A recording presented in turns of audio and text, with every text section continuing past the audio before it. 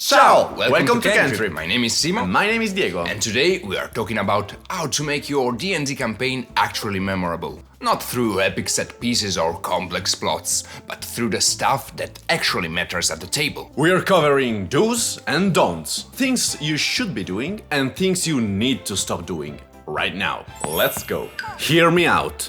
Your plot doesn't matter. I know you spent weeks on it. You've got twists and reveals and a villain with a tragic backstory. And it's all irrelevant if it's not about the players' characters. The players care about their characters.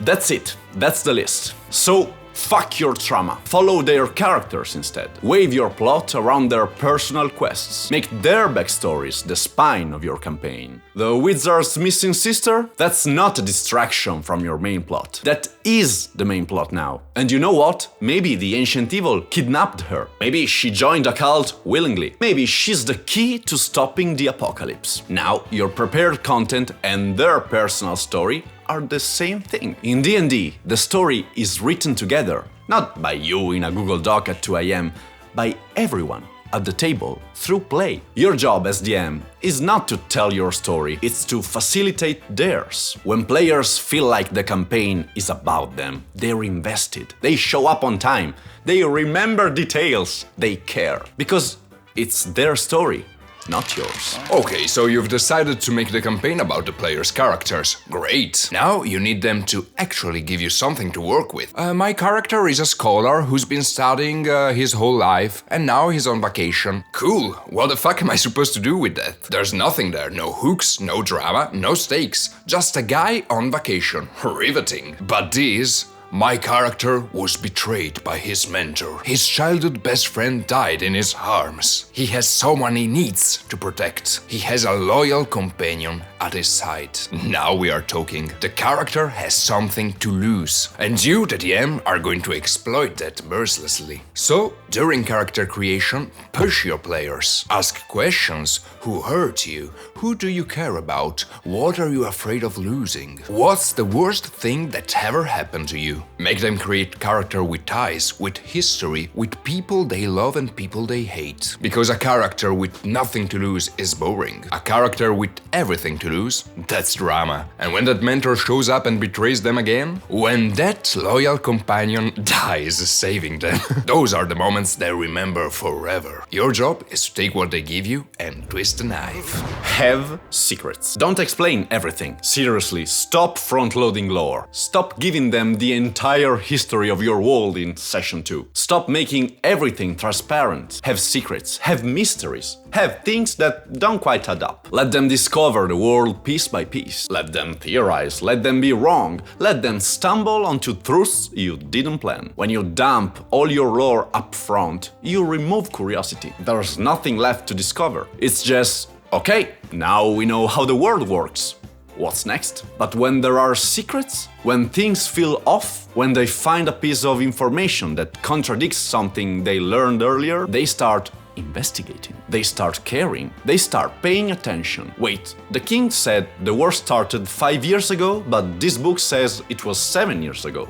What's going on? You don't even need to have all the answers planned. Just hint that there are deeper layers. Players will dig. And when they dig, you figure out what they find. Secrets create engagement. Transparency creates boredom. Your campaign needs a ticking clock. Not literally, but something that's happening whether the players intervene or not. A villain, a faction, a plague, a natural disaster, the literal end of the world. Something that creates urgency. Right, what happens if the heroes don't intervene, not what happens if they do. The villain is destroying reality, opening portals to other dimensions. If the players don't stop him, reality will collapse. That's a threat with momentum. There's a cult somewhere doing cult things. That's not a threat, that's scenery. The difference is stakes. The difference is consequence. The difference is, does this matter? If the player can ignore your threat indefinitely, with no consequences, it's not a threat, it's a suggestion. We've talked about this in our video on timers and counters,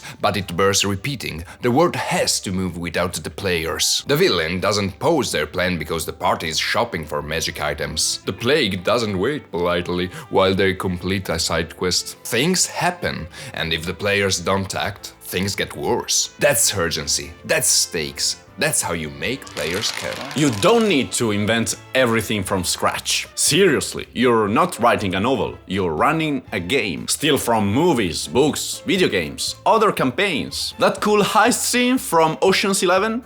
Steal it. The political intrigue from Game of Thrones? Steal it. The body horror from The Thing? Steal it. File off the serial numbers, change some names, make it yours. We do this all the time. Nobody at the table cares. They're having fun. Stealing isn't lazy, it's efficient, it's smart. Why reinvent the wheel when you can take a wheel that already works and paint it a different color? Failure makes success meaningful. If the players always win, victories feel hollow. There's no tension, no risk, no stakes. Let them fail. They didn't stop the ritual in time, the demon shows up.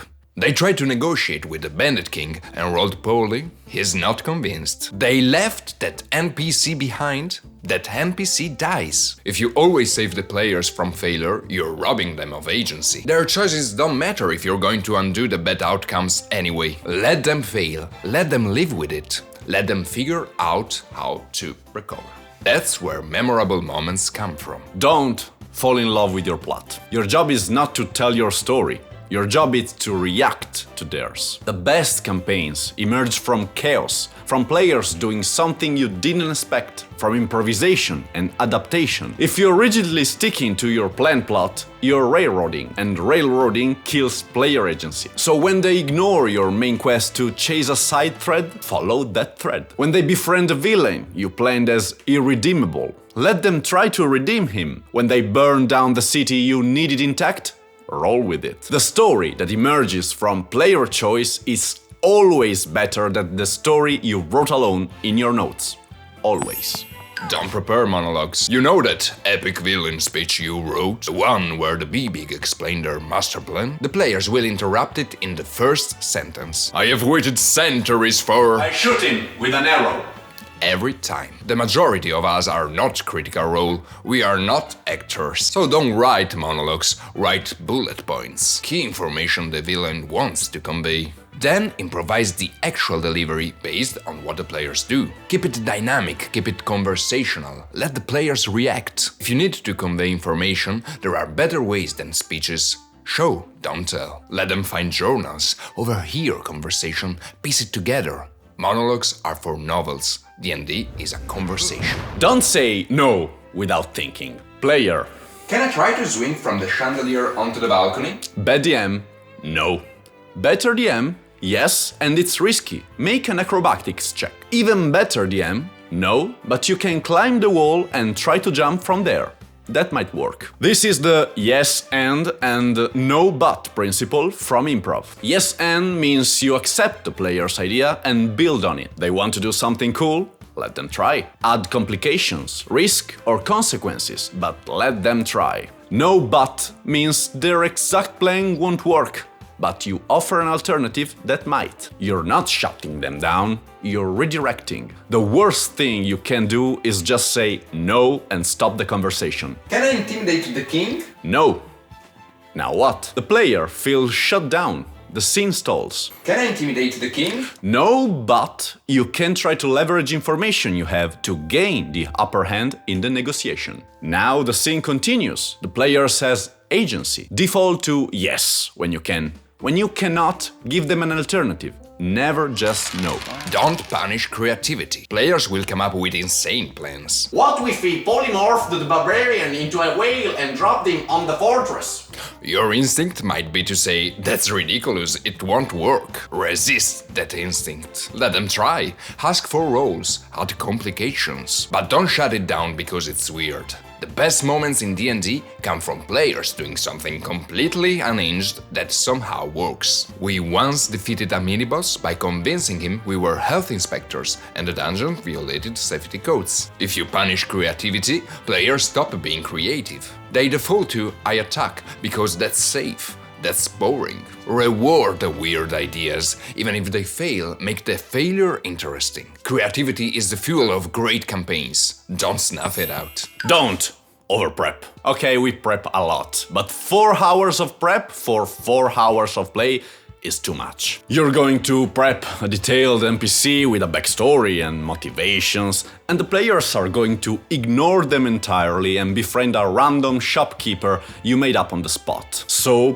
prep less, prep flexible, prep situations, not solutions, prep NPCs with goals, not dialogue, prep problems, not answers, and then improvise the rest. The players don't see what you didn't prepare, they only see what happens at the table, and if you're reacting to them in the moment, it feels organic. Overprepping makes you rigid. You've invested so much time in specific content that you try to force it into the game, whether it fits or not. Underprepping makes you flexible. You can adapt, you can follow the players, prep the bones, improvise the flesh. So that's it. Our do's and don'ts for making your campaign memorable. Follow the players' characters, push them to invest in backstories, keep secrets, have real threats, still shamelessly let them fail. Don't fall in love with your plot. Don't prepare monologues. Don't say no without offering alternatives. Don't punish creativity. Don't overprep. Do this, and your campaign will be the one your players talk about for years. Let us know in the comments. What's the best piece of DM advice you've ever received? What's something you wish you'd known when you started? And what's the most memorable moment from your campaigns? We want to hear your stories. And if this helped, leave a like, subscribe, and share it with DMs who need to hear this. Until next time, keep rolling. Thanks for watching!